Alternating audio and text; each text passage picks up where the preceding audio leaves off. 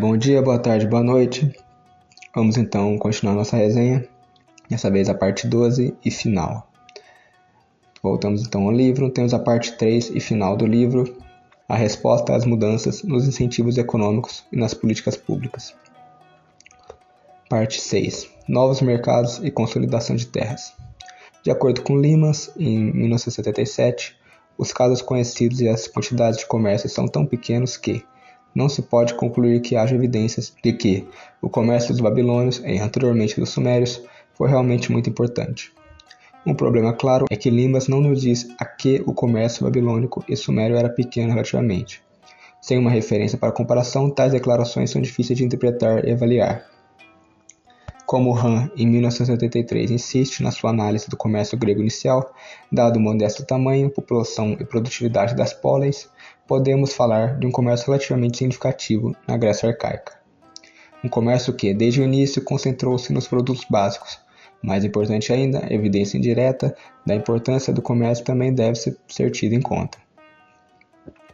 Por exemplo, na seção 10, observe-se que as colônias mais distantes foram geralmente as primeiras a serem fundadas. Isso não teria acontecido se os principais motivos da colonização fossem, como normalmente se supõe, a falta de terras e outras dificuldades semelhantes. É evidente que esses empreendimentos coloniais representam um esforço significativo das economias antigas para colher ganhos do comércio internacional. Finalmente, as mudanças nos padrões de liquidação podem muito bem refletir a mudança nas oportunidades de comércio. Assim, por exemplo, Van Endel e Huneus, em 87, que estudaram o sul da Argólida, sugeriram que as mudanças arqueologicamente atestadas de padrões de povoamento nucleados para dispersos podem corresponder ao aumento da produção de azeite para o mercado. Pelas razões expostas no capítulo 3, os antigos empresários consolidadores de terras provinham desproporcionalmente das fileiras dos mercadores e dos funcionários do templo ou do palácio dos aristocratas ricos. A. Suméria. Sabe-se que os governantes do armazém de Lagash compraram grandes propriedades e pequenos campos. Já em cerca de 2570 a.C., temos uma tabuinha que mostra um indivíduo, um sacerdote ou príncipe, comprando campos de vários vendedores, incluindo do rei Enregal. Uma tabuinha encontrada em Lagash mostra que durante o reinado de Eanatuma, de 2454 a 2425 a.C., um funcionário do estado vizinho de Uma evidentemente comprou campos. Vantisport, 1970. Toda essa compra de terras ocorreu durante uma era de florescimento do comércio intermunicipal e de longa distância envolvendo o sudoeste do Irã, Elam e do Golfo Pérsico. Documentário e evidências arqueológicas indicam que grãos, farinha e têxteis de lã foram exportados por Lagash em troca de madeira serrada, gado, metais e, evidentemente, do sudoeste do Irã, pedra, por exemplo, diorito. Textos da cidade de Girsu, em Lagash, registram carregamentos individuais de grãos de cerca de 10 toneladas e quantidades substanciais de cobre. A análise dos restos vegetais demonstra que o trigo, sendo um cereal de melhor qualidade e adequado para suportar os custos de exportação, foi cultivado durante essa época, representando possivelmente 17% da colheita. Algo da natureza desse comércio está refletido no mito em Mekar e o Senhor de Arata, identificado com o Afeganistão, uma terra que possui grandes depósitos de estanho, juntamente com ouro e lápis-lazuli, para onde os sumérios exportavam grãos em troca de pedras semi-preciosas e possivelmente estanho. Dispositivos de irrigação e açudes já são mencionados em tabuinhas da primeira metade do terceiro milênio de Ur, e um tipo simples de máquina para levantar água, o shaduf, é retratado em um selo cilíndrico de meados da segunda metade do terceiro milênio. O processo de consolidação de terras e irrigação transformou evidentemente uma fração significativa da classe de plebeus em trabalhadores dependentes. Mais precisamente, os agricultores anteriormente independentes assumiram o estatuto de shub-lugal, originalmente homens súditos do rei, significando que, em troca de serviço de trabalho, recebiam parcelas de terra para alimentação ou em vez de salários em espécie. Não há razão para supor que os pequenos agricultores venderam ou abandonaram as suas explorações agrícolas e foram trabalhar para os grandes homens da época, porque foram forçados a isso ou porque estavam empobrecidos, ou que os seus padrões de vida se deterioraram como trabalhadores dependentes. B. Grécia Arcaica. As evidências sobre as tendências na economia da Ática antes das reformas de Solon, em cerca de 594 e 593 a.C., é tão escasso que é difícil formar uma imagem coerente.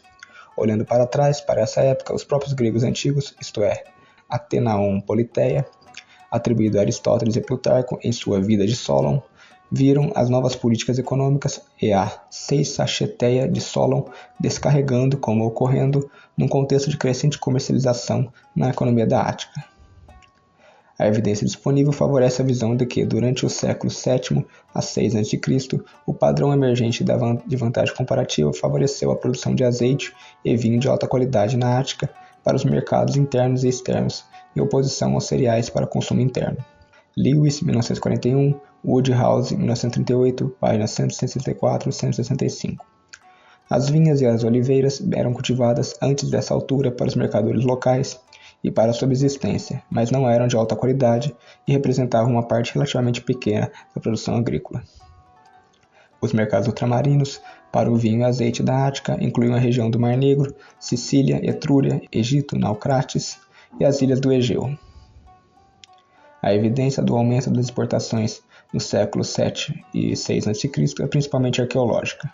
Assume a forma de cerâmica ática adequada para transportar vinho e azeite, incluindo ânforas SOS, panatenaicas simples e figuras negras.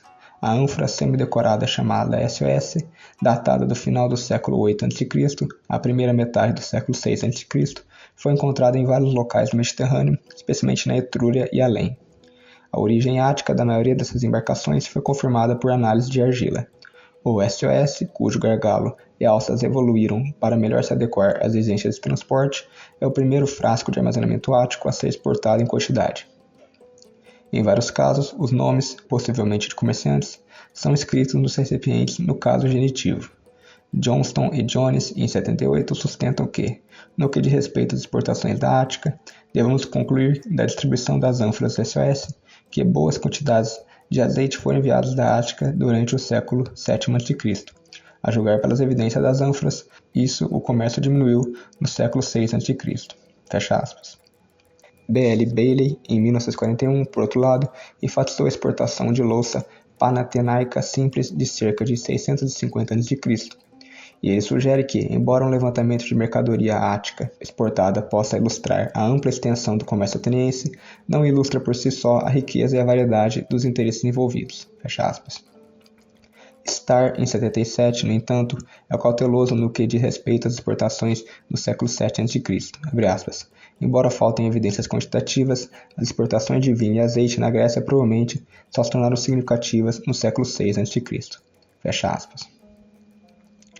Do lado das importações, Garnsey, em 88, páginas 107 e 108, citando estudiosos como Rhodes, Bury, e Meig e Boardman, Austin e Vidal-Naquet, autores que, geralmente, estão atentos aos perigos das explicações econômicas modernistas na história grega, reconheceu um consenso impressionante de que Atenas já dependia de milho importado para complementar a colheita local no final do século VII a.C. e no início do século VI a.C. A evidência das importações de cereais é indireta e pouco conclusiva. Por exemplo, a cerâmica grega encontrada na Sicília demonstra a Bravo, em 83, que o comércio de cereais siciliano, atestado no período clássico, começou muito antes. Há boas razões para acreditar que o final do século VII a.C. ou início do VI foi um ponto de virada para as exportações de vinho e as importações de cereais da Ática. A nível interno, esta reorientação da atividade produtiva foi acompanhada e, na verdade, tornada possível por uma mudança na organização agrícola, através da qual, pelo menos nas áreas circundantes da própria cidade ou com acesso a portos, a propriedade e/ou o controle da terra passaram cada vez mais de pequenos agricultores independentes nas mãos de aristocratas mais ricos e mais sábios do mundo, os Kaloi Kagotoi, e comerciantes, os Kakoi de Solon. Os agricultores anteriormente independentes e outros partilhavam os ganhos da produção de vinho e azeite, fornecendo eudouleon, serviço de trabalho. Literalmente, eles trabalhavam como escravos. Ao grupo investidor como Tétes, trabalhadores assalariados, Hectemoroi ou Hectemorioi, que eram os meeiros, e mais obscuramente como Pelatai, vizinhos ou clientes. Aristóteles fala de mistoses, aluguel, pago pelos meeiros. A parcela do aluguel devida pago pelos moroi tem sido debatida há muito tempo. Aristóteles atesta a existência de agricultores livres e independentes antes de Solon. Portanto, apesar das alusões de Solon à coerção, é razoável supor que o pequeno agricultor deu livremente ao comerciante como renda uma parte da sua produção de vinho e azeite em troca de caldo de vinha e azeitona e, ainda, que o agricultor reservou alguma desconhecida para nós fração da sua terra e outros recursos produtivos para a produção de subsistência. Um sexto da produção de vinho ou azeite de uma parcela de terra pode ser mais valioso do que 6/6 da produção alternativa de cereais da parcela. Nesse caso, o agricultor poderá estar em condições de comprar não apenas bens de primeira necessidade, mas também alguns luxos. As cotas exatas dependeriam, em primeiro lugar, dos insumos contribuídos por cada uma das partes contratantes. A questão mais importante é por que os empreiteiros recorreram ao tão difamado pelos comerciantes de contemporâneos modo de organização econômica de parceria. A principal vantagem da parceria em relação aos contratos de aluguel fixo e de salário fixo é uma partilha mais equitativa do risco entre as partes contratantes. Essa característica é de grande importância quando existe uma variabilidade significativa de rendimento, como na viticultura e na olivicultura, e quando surgem grandes incertezas no que diz respeito à produtividade física e comercialização devido à novidade do produto. O principal problema dos contratos de parceria é o seu convite ao abuso oportunista. Assim, por exemplo, no seu zelo por um rendimento mais elevado, o operador agrícola em parceria pode abusar do estoque de vinhas e árvores e de outros bens de capital do investidor. Esse tipo de problema é mitigado quando o operador possui seu próprio gado ou, como acontecia frequentemente na Grécia arcaica, retém a propriedade formal da terra. Durante o século VII a.C. e início do século VI a.C., a produtividade e as condições do mercado de vinho e de azeite tornaram-se mais familiares ao público em geral. E, de fato, como é demonstrado pelas evidências literárias e arqueológicas posteriores, no século V a.C., a Ática tornou-se uma terra de pequenos agricultores. Jameson, 1992, páginas 142 a 146, e Hill, 1991. Um número crescente de indivíduos procurou partilhar os ganhos da participação através de empréstimos para recuperar ou comprar terras e estoques produtivos. Andrews, 1982, e Fritz, 1943, página 30 a 31. Que se possa recorrer ao mercado de empréstimos para obter fundos é explicitamente afirmado numa anedota, quase universalmente rejeitada como apócrifa, de que vários amigos de Solon pediram dinheiro emprestado para comprar propriedades. Esse testemunho direto da alienabilidade da terra, de um mercado para empréstimos e da motivação para o lucro deve ser tido em conta, embora seja frequentemente rejeitado pelos estudiosos contemporâneos como uma invenção do século IV. Ver, por exemplo, Finney, em 1951, páginas 180 a 81, e Millet, 1991.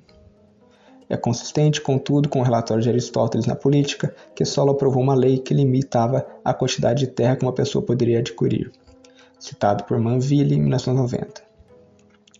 A existência de um mercado de terras na Grécia arcaica também é demonstrada pelo Conselho de Hesíodo, em Obras 340 a 341, a seu irmão em cerca de 700 a.C., que ele deveria honrar aos deuses para que você possa comprar o neomai, o lote, cleros, de outro e não o seu. Evelyn White, 1936.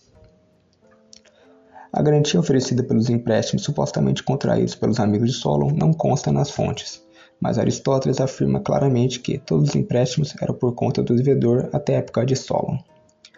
Podemos então considerar que as instituições jurídicas existentes não faziam cumprir os contratos de hipotecas de terras. No entanto, as referências aos horoi, isto é, os pilares que designam terras oneradas, mostram que era possível, por meio de um dispositivo ou outro, obter dinheiro com a segurança da terra. Em Andrews, 1982. Como Woodhouse, em 1938, entendeu, o efeito do contrato hipotecário clássico e helenístico poderia ter sido alcançado, embora de forma mais indireta e a um custo de transação mais elevado, por meio de um contrato bem atestado na Ática do século IV. Esse contrato, denominado Praeses Epiliceae, era uma venda de terreno em que o vendedor reservava a opção de resgate ou recompra. Fritz, em 43, página 30 a 31, mostra que as evidências não deixam dúvida de que a prática de vender Het-Temors como escravos tornou-se cada vez mais frequente na segunda metade do século VII e VI a.C., ou seja, justamente no momento em que a exportação de azeite de Atenas conheceu a sua maior expansão. Manville, em 1990, acrescenta que a importância do vinho e do azeite na economia nessa época pode encontrar alguma prova adicional na Télé de Solon, que classificava a riqueza de um homem em medidas tanto secas como úmidas. Contudo, os Hec-Temoroi, como grupo, não devem ser equiparados aos escravos por dívida. Os Hec-Temoros, podemos supor, normalmente possuíam terras que, juntamente com a sua força de trabalho, contribuíram para o empreendimento da produção de azeite. Como admite Garnett, em 81, Aristóteles situa esse grupo num período marcadamente anterior a Solon, e antes de falar em dívidas. Além disso, Plutarco distingue claramente os Hec-Temoroi e os escravos por dívida. Todas as pessoas comuns estavam em dívidas com os ricos, pois ou eles cultivavam suas terras para eles, pagando-lhes uma sexta parte do aumento, de onde eram chamadas Hectemorioi ou Tetes, ou então penhoravam suas pessoas por dívidas e podiam ser confiscados por seus credores, alguns tornando-se escravos em casa e outros sendo vendidos para países estrangeiros. Perrin, 1914. Os estudiosos clássicos, por exemplo, Manville, em 1990, e M. L. West, em 78, preferem retratar o aumento da escravidão por dívida em termos de um ciclo vicioso de más colheitas e empréstimos. Parece claro que, à medida que se familiarizaram com os mercados do vinho e azeite, muitas pessoas, grandes e pequenas, não excluindo os antigos Hec-Temoroi, prometeram empréstimos aos seus corpos para que pudessem comprar vinho e caldo de azeitona e participar. A difusão de informação reduziu a incerteza e, consequentemente, a parceria e a concentração de terras diminuíram em importância relativa. Não há razão para assumir, com Garnett, em 1981, que os Horoi e os Hec-Temoroi desapareceram ao mesmo tempo. Tal como o proverbial velho soldado, os Hec-Temoros simplesmente desapareceram. A maior participação de pequenos investidores na produção de vinho e azeite é consistência com a afirmação de Plutarco de que todas as pessoas comuns estavam em dívidas com os ricos. Também é consistente com as observações entusiasmadas do orador ateniense Isócrates, que viveu de 436 a 338 a.C., sobre os velhos tempos, quando os ricos faziam empréstimos a juros baixos aos pobres para que pudessem participar no comércio. Citado por Millet, 1991, página 264 a 265, e com a afirmação do historiador grego Andrótion, aluno de Isócrates, de que Solon reduziu as obrigações de juros dos pobres. C. Babilônia. Na cidade de Larsa, no sul da Babilônia, durante o reinado de Rim-Sin, 1822 a 1763 a.C., há evidência de um ressurgimento da exportação de roupas de lã para Timum em troca de cobre e também de um comércio florescente com Eshnuna, no norte da Babilônia. Empresários como Balmunanri e outros Tancaro de Larsa compraram muitos campos e deram nomes a aldeias. Uma tendência semelhante de consolidação de terras ocorreu em Nippur a partir de cerca de 1900 a.C. Balmunanri criava ovelhas em grande escala, assim como o próprio Rim-Sin. Itani, uma sacerdotisa e princesa, e os templos Nana e Ningal em Ur. O antecessor imediato de Rim-Sin, o Arad-Sin, construiu ou restaurou o templo Timum em Ur. Butz acha possível que os Timunitas tenham se estabelecido perto de Eridu e Hor, ao Hamar, onde os templos Nana e Ningal de Ur tinham pastagens. Citado por Howard Carter, 1977. Esses locais teriam permitido aos comerciantes timunitas monitorizar o empacotamento de lã que compravam, como na Inglaterra do século XIII. Silver, 1974, ou mesmo participar diretamente na produção de lã. A evidência paleobotânica e textual sugere fortemente que, no final do terceiro milênio, a agricultura do sul da Babilônia tinha experimentado uma reorientação drástica, afastando-se do cultivo de trigo e passando para o da cevada. O trigo diminuiu para 2% da colheita e depois desapareceu na primeira metade do segundo milênio. Possivelmente, o sul da Babilônia tornou-se importador líquido de trigo durante a era da antiga Babilônia. Essa mudança foi interpretada como uma reação à salinização do solo devido à agricultura de irrigação generalizada, com a cevada sendo mais tolerante ao sal do que o trigo.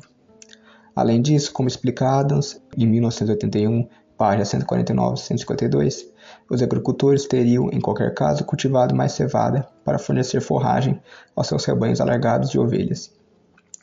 Texto de Ur III, na Suméria, menciona frequentemente ovelhas alimentadas com cevada.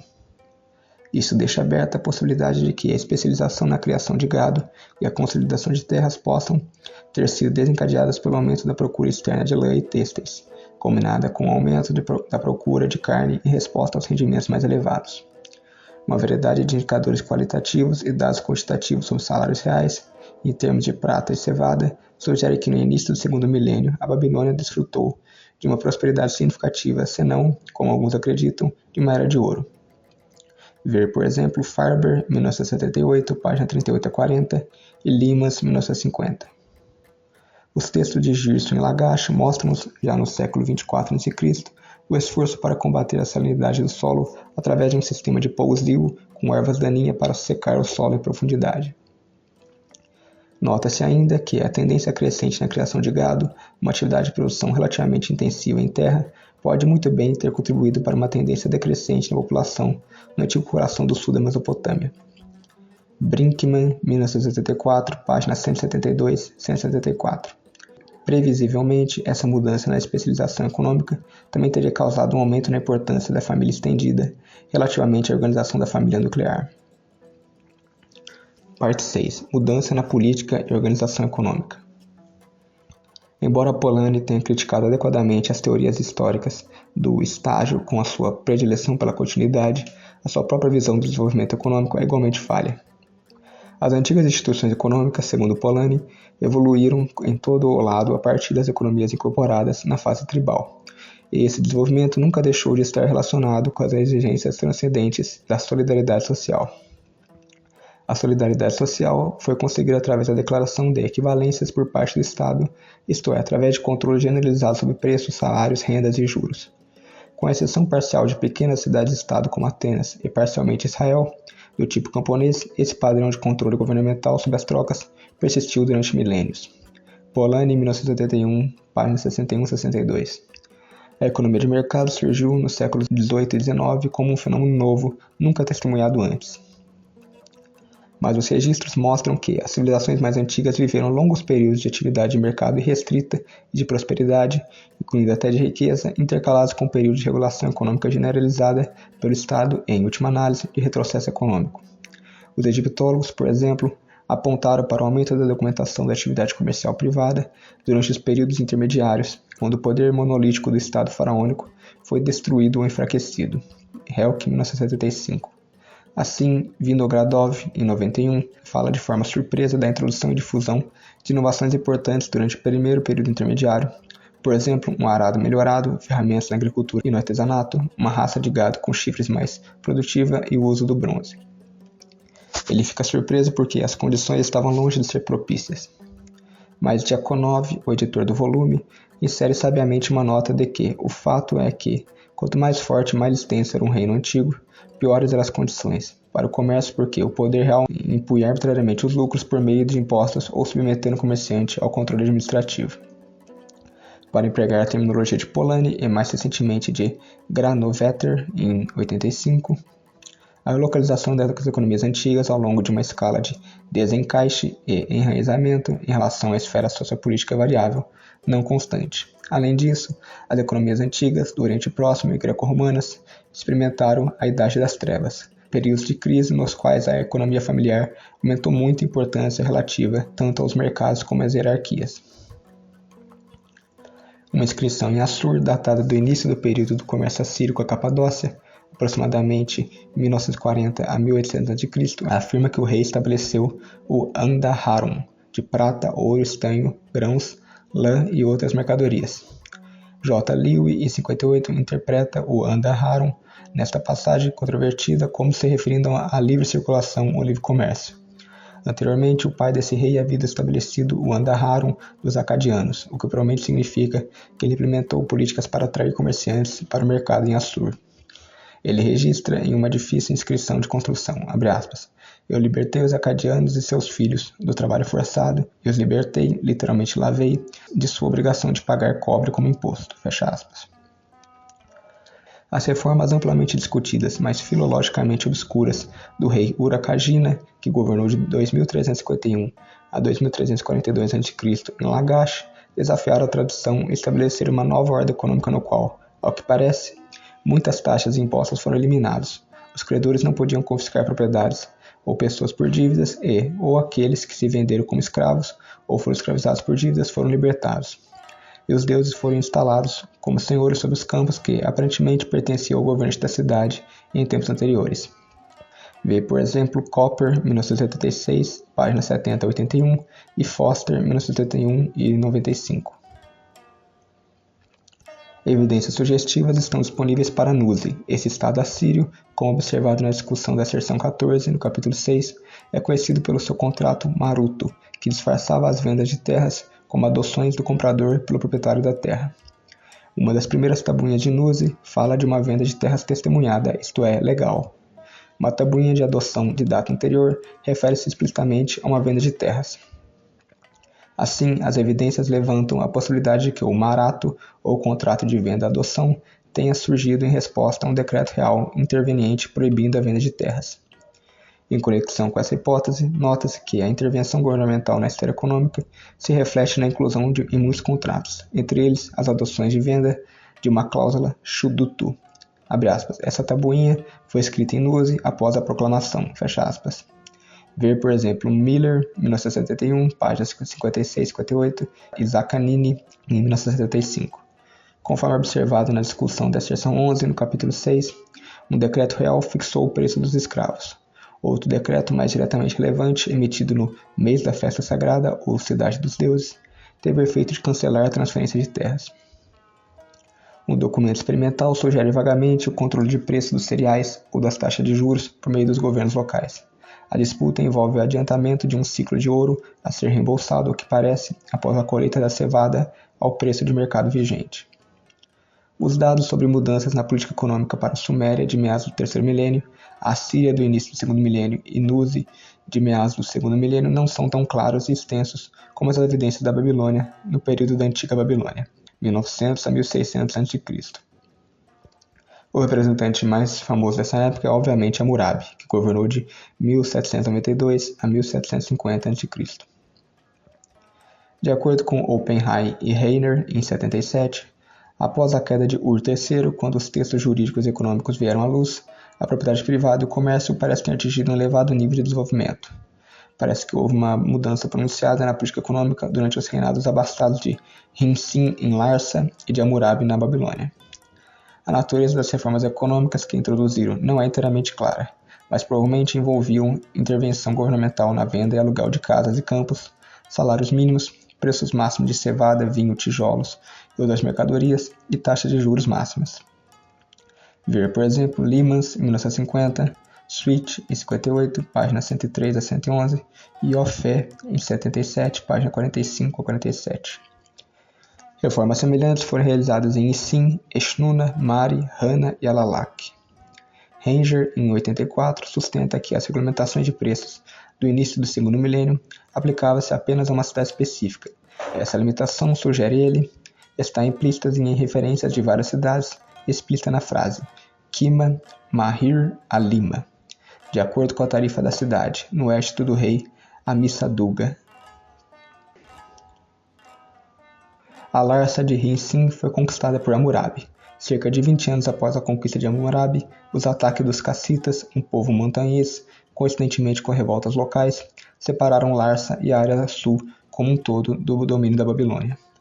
A conquista em 1600 da própria Babilônia, nessa época um pequeno principado pelos hititas, dá início a uma nova Idade das Trevas, de 1600 a 1347 a.C.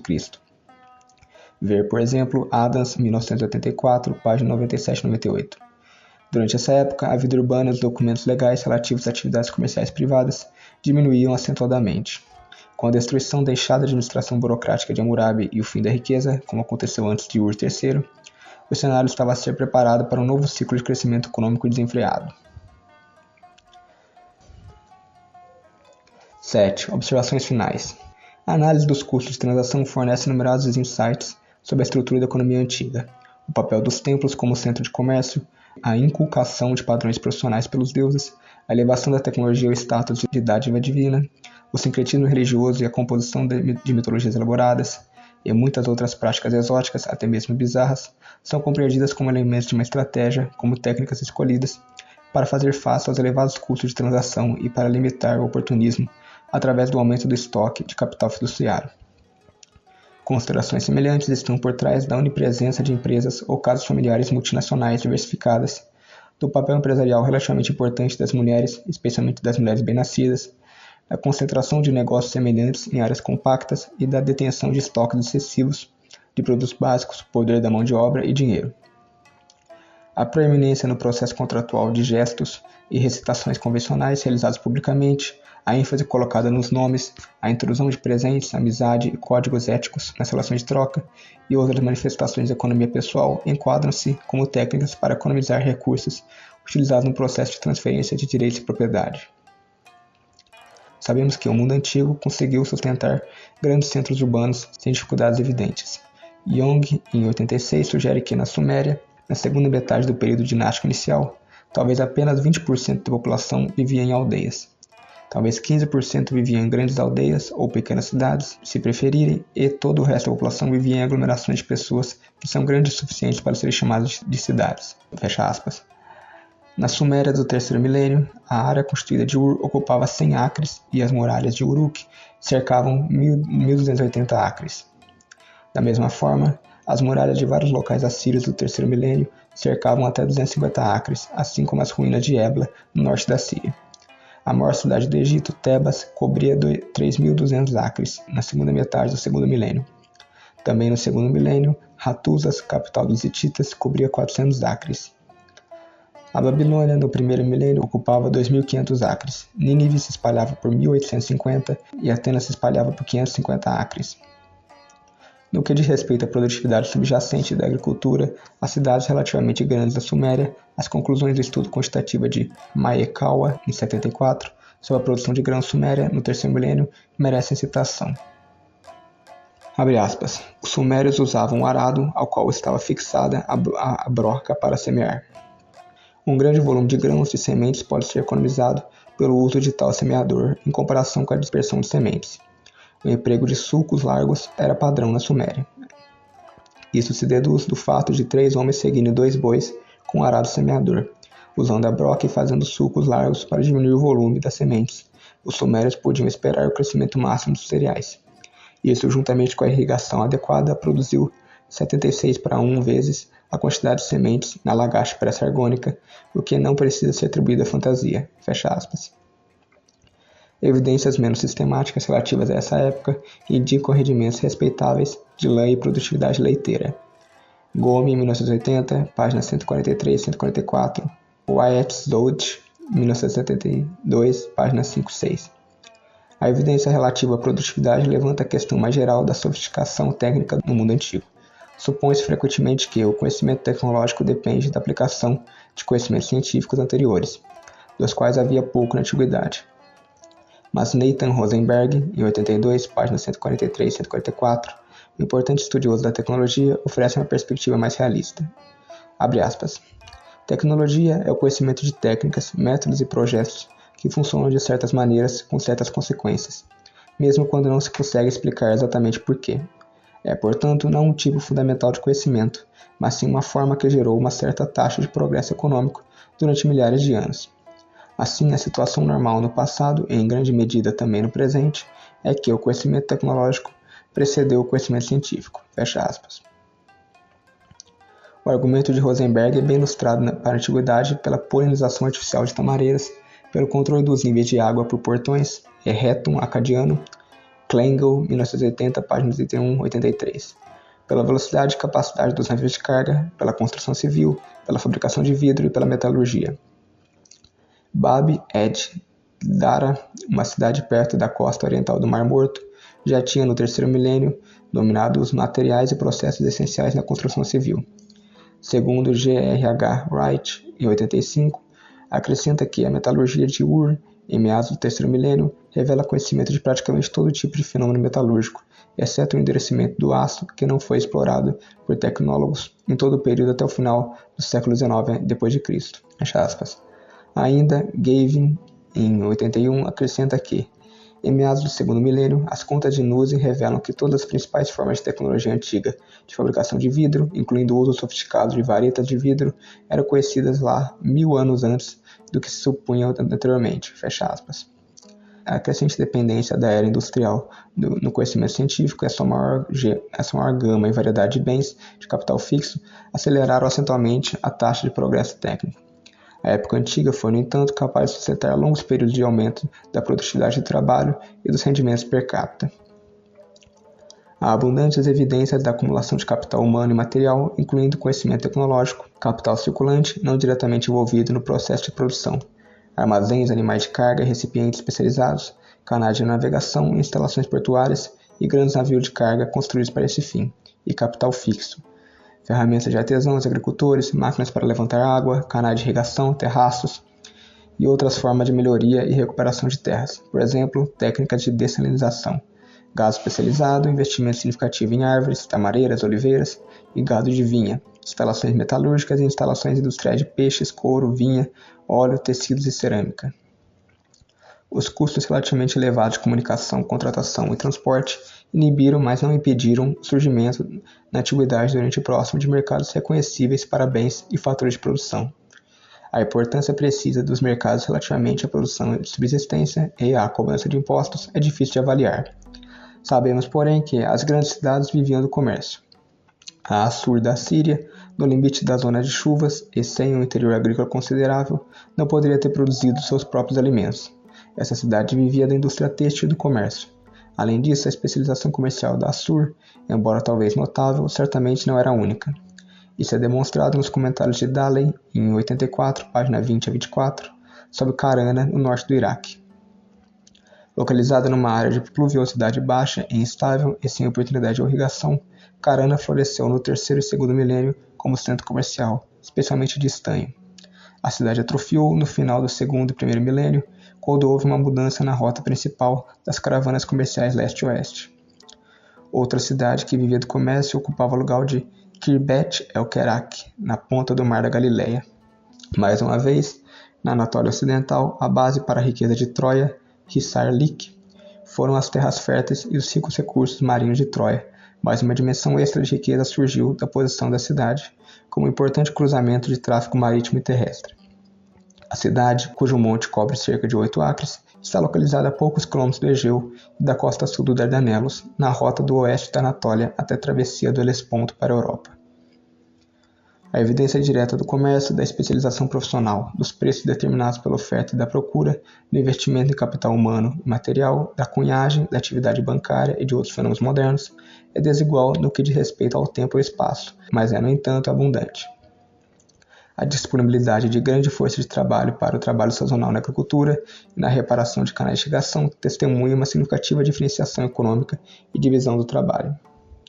A evidência indireta da natureza estrangeira do comércio e da receptividade das economias antigas a novas oportunidades comerciais é fornecida pelas grandes transformações nas economias da Suméria, da Grécia Arcaica e do sul da Babilônia.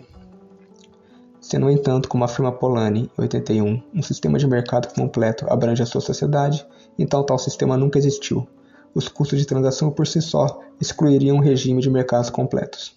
Mas as funções necessárias exigidas por Polanyi, a alocação de bens de consumo, terra e trabalho, escravo e livre, através do mecanismo de preço de oferta e demanda, a função de risco organizada como uma função de mercado, e mercados elaborados de crédito, empréstimo e ações, podem ser vistos claramente em alguns pontos e obscuramente em outros nos documentos dos primeiros tempos. Além disso, os documentos revelam uma certa sofisticação do pensamento econômico. Os antigos habitantes do Oriente Próximo pelo menos apreciavam o conceito de custo de oportunidade e o problema da externalidade.